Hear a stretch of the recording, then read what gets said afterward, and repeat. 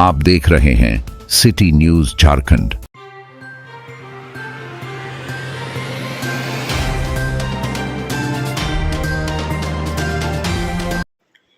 गिरिडीह व्यवहार न्यायालय परिसर में जिला विधिक सेवा प्राधिकार की ओर से 1 दिवसीय वर्कशॉप का आयोजन किया गया, जिसमें पीओसीएसओ एक्ट 2012 और मोटर वाहन दुर्घटना वार्ड से जुड़े स्टेक होल्डर्स, पुलिस, डॉक्टर, अधिवक्ता, बीमा प्रतिनिधियों और न्यायिक अधिकारियों ने हिस्सा लिया। इस जागरूकता अभियान का उद्देश्य था पीड़ितों को त्वरित न्याय दिलाना और कानूनी प्रक्रिया में सभी पक्षों की जिम्मेदार भूमिका को स्पष्ट करना। कार्यक्रम का शुभारंभ प्रधान जिला एवं सत्र न्यायाधीश मार्तंड प्रताप मिश्रा के नेतृत्व में दीप प्रज्वलन के साथ हुआ। कार्यक्रम के तकनीकी सत्रों में न्यायिक दंडाधिकारी, पुलिस उपाधीक्षक और अन्य विशेषज्ञों ने पीओसीएसओ मामले में संवेदनशीलता, हिट एंड रन केस में मुआवजा प्रक्रिया और न्यायिक कार्रवाई के नियमों में विस्तार से जानकारी दी। उपायुक्त रामनिवास यादव और एसपी डॉक्टर विमल कुमार ने इसे स्टेक होल्डर्स के लिए बेहद उपयोगी बताया और सभी से दिशा निर्देशों के पालन की अपील की। इस वर्कशॉप में गिरिडीह न्यायालय परिवार की सक्रिय भागीदारी रही, जो न्यायिक प्रणाली को और अधिक प्रभावशाली और संवेदनशील बनाने की दिशा में सकारात्मक कदम है। मोटर व्हीकल से एक्सीडेंट होता है, एक्सीडेंटल डेथ होता है, सही चीज़ को गलत साबित करके और ये कहा जाता है कि मेरे पास कुछ फंड नहीं है और गाड़ी का इंश्योरेंस नहीं है और उसका अगर डिग्री हो जाता है तो उस संबंध में क्या होना चाहिए। अगर जो क्लेम देने वाला है ना इंश्योरेंस, गाड़ी का इंश्योरेंस फेल है और जो जिस पर हुआ एक्सीडेंटल का क्लेम हुआ है, अगर वो डिनाई कर जाए कि मेरे पास कुछ नहीं, तो उस संबंध में क्या होता है। मोटर एक्सीडेंट के क्लेम केसेज में दो पहलू को ध्यान रखा जाता है। अगर गाड़ी इंश्योर्ड है तो क्लेमेंट को इंश्योर्ड कंपनी की तरफ से कंपनसेशन दिया जाता है, और अगर गाड़ी इंश्योर्ड नहीं है या इंश्योरेंस फेल है तो ऐसे कंडीशन में गाड़ी के जो ऑनर है, ऑफेंडिंग व्हीकल का जो ऑनर है, उनकी लायबिलिटी है वो कंपनसेशन देगी। जहाँ तक आपका सवाल है कि उनके पास, वो कहते हैं कि हमारे पास कुछ नहीं है, तो केवल ये कह देना कि कुछ नहीं है, ये पर्याप्त नहीं है, जब तक कि वो अपने आप को दिवालिया डिक्लेयर ना करा ले। दिवालिया डिक्लेयर जब तक नहीं होते हैं तब तक उनके प्रॉपर्टी से जो कंपनसेशन अमाउंट कोर्ट के द्वारा दिया गया है, निर्धारित किया गया है, उसका वसूली किया जाएगा। कानूनी पहलू यही है। तो इसके लिए क्या प्रावधान है कि जैसे अगर उसकी ज़मीन जायदाद है तो उसको नॉलेज कैसे मिलेगा या कोर्ट को कैसे जानकारी मिलेगा इस संबंध में। जितना अमाउंट का कंपनसेशन निर्धारण किया गया है उतना अमाउंट तक उस व्यक्ति के प्रॉपर्टी को अटैच करके वसूल किया जाएगा। अटैच करने की प्रक्रिया सीआरपीसी में दिया हुआ है, जिसके तहत कोर्ट जो है वो अटैच की प्रक्रिया करेगी। सामान्य रूप से अगर अस्थावर संपत्ति है तो सीओ साहब से रिपोर्ट मांगा जाता है कि इस पर्टिकुलर व्यक्ति के नाम पे कितना अस्थावर संपत्ति है, फिर उससे आगे की प्रक्रिया होती है अटैचमेंट की।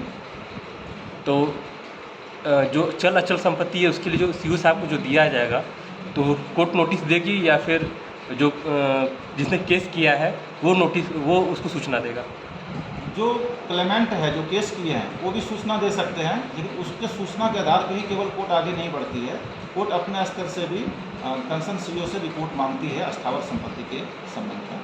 सीओ के पास जो जिसने केस किया है वो पूछेगा कि नहीं हमें जब कोर्ट से लेटर आएगा तब मैं इसका जानकारी दूंगा, तो इस संबंध में क्या होगा।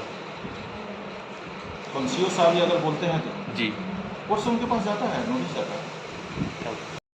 डायरेक्शन पे डिस्ट्रिक्ट लीगल सर्विसेज अथॉरिटी के द्वारा आयोजित इस कार्यक्रम में उपस्थित हमारे अभिभावक के तौर पे प्रिंसिपल एंड सेशन जज, प्रिंसिपल जज फैमिली कोर्ट, एडिशनल डिस्ट्रिक्ट जजेस, secretary bar association Giridih, other respected जजेस, जिला प्रशासन से पधारे तमाम वरीय पदाधिकारी, अधिवक्ता, साथ ही जो सभी कोर्ट्स में अगुवाई करते हैं, लोगों को न्याय दिलाते हैं, आप सभी का, और साथ ही साथ मीडिया के बंधु भी यहाँ उपस्थित हैं, आपका ज़्यादा इम्पोर्टेंट रोल ऐसे प्रोग्राम्स में रहता है।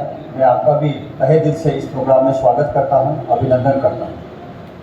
ये बहुत ही महत्वपूर्ण और एक नाजुक पहलू है हमारी सोसाइटी का, जो जिस विषय पे आज हम बात करने जा रहे हैं। पोस्को एक्ट लाया गया और इसका लाने का जो मकसद है, स्पिरिट इसके बिहाइंड है। हम लोग हमेशा बात करते हैं किसी भी कानून और एक्ट जब आता है उसका स्पिरिट क्या है, उसका उद्देश्य क्या है, तो उसका इस एक्ट का लाने का उद्देश्य, क्योंकि चाइल्ड राइट्स की तो हमने बहुत सारे पहले भी बहुत सारे अधिनियम भी थे, सर्कुलेशंस भी है, नियमावली भी है, विभिन्न प्रकार से बच्चे को क्या क्या अधिकार है, उसको कैसे उसके अधिकार को सुनिश्चित किया जाए, बहुत सारे मैकेनिज्म्स थे हम लोग के यहाँ जिला प्रशासन के द्वारा भी। क्योंकि अगर आप देखेंगे तो चाइल्ड वेलफेयर का एक अलग से डिपार्टमेंट है, चाइल्ड एंड वुमेन डेवलपमेंट अलग से डिपार्टमेंट है, वो सारी योजनाएं भी डिपार्टमेंट चलाई जाती हैं। लेकिन कुछ ऐसे नाजुक पहलू हैं जिसके लिए अलग से पॉस्को एक्ट बनाया गया।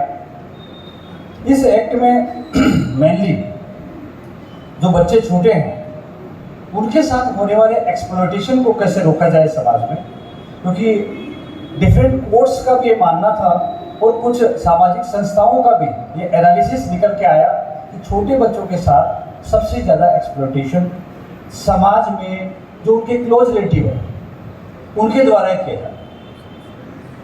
तो कहीं ना कहीं हमको अपने समाज में पुनः इस एनालिसिस को, इसको देखने के बाद में सोचने की आवश्यकता पड़ी और पार्लियामेंट के द्वारा एक एक्ट पास किया। बहुत ही आई थिंक अच्छा एक्ट है। इसके माध्यम से जो भी इन ऐसी चीज़ों में एक्सप्लॉयटेशन और क्रिमिनल एक्ट में जो लोग इसमें शामिल रहते हैं उनको कोर्ट्स के द्वारा सजा दी जाती है, पुलिस के द्वारा पकड़ा जाता है।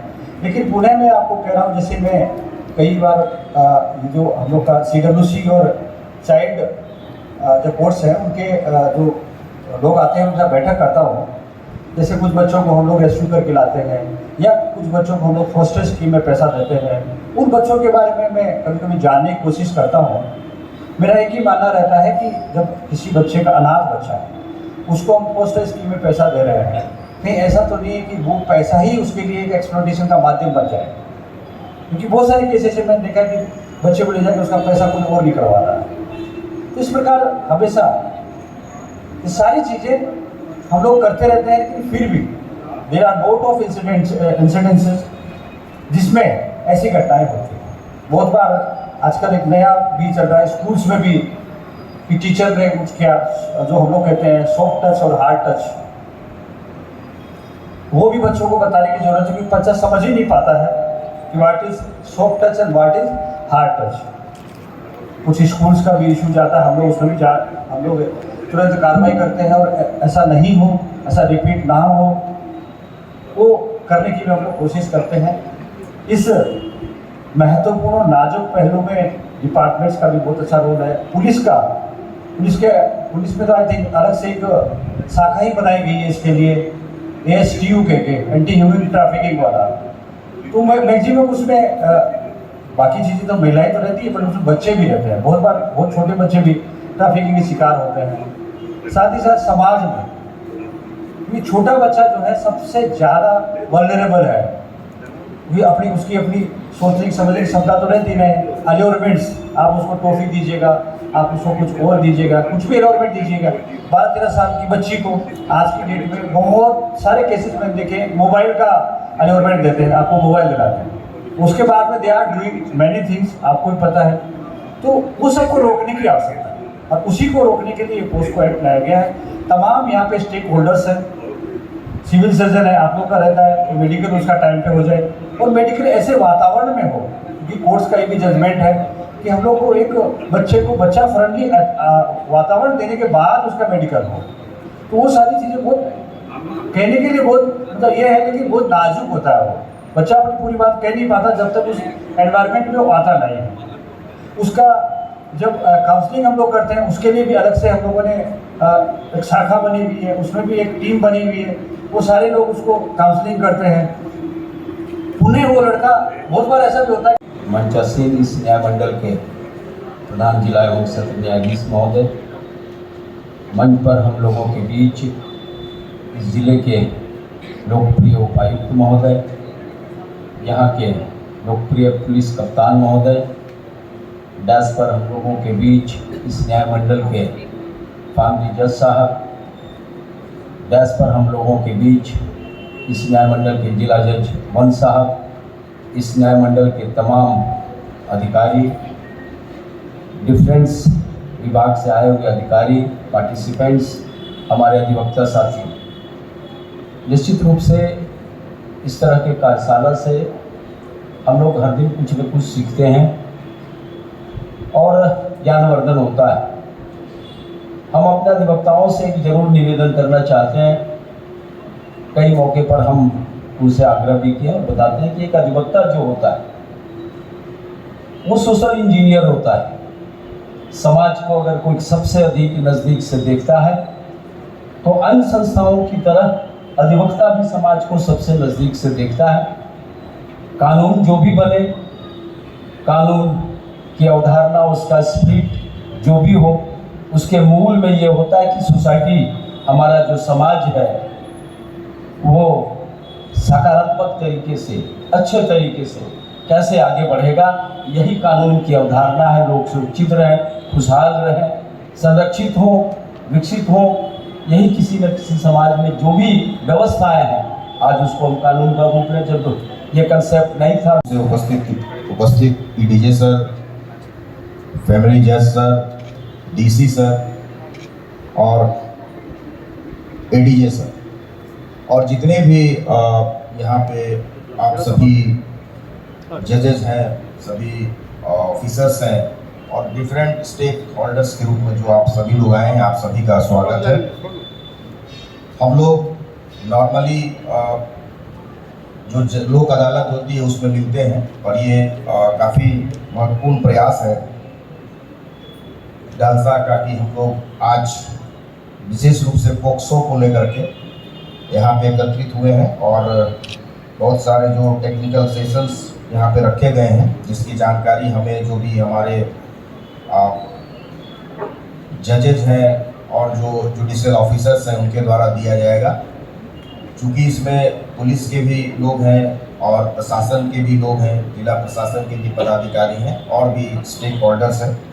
और चूँकि आज से उपस्थित पीडीजे सर, फैमिली जज सर, डीसी सर और एडीजे सर और जितने भी यहाँ पे आप सभी जजेस हैं, सभी ऑफिसर्स हैं और डिफरेंट स्टेक होल्डर्स के रूप में जो आप सभी लोग आए हैं, आप सभी का स्वागत है।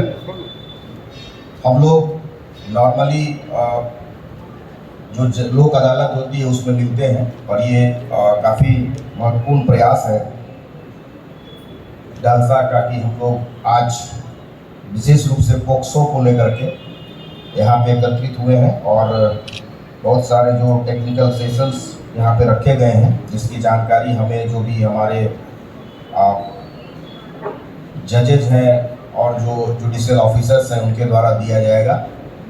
चूँकि इसमें पुलिस के भी लोग हैं और प्रशासन के भी लोग हैं, जिला प्रशासन के भी पदाधिकारी हैं और भी स्टेक होल्डर्स हैं। और चूँकि आज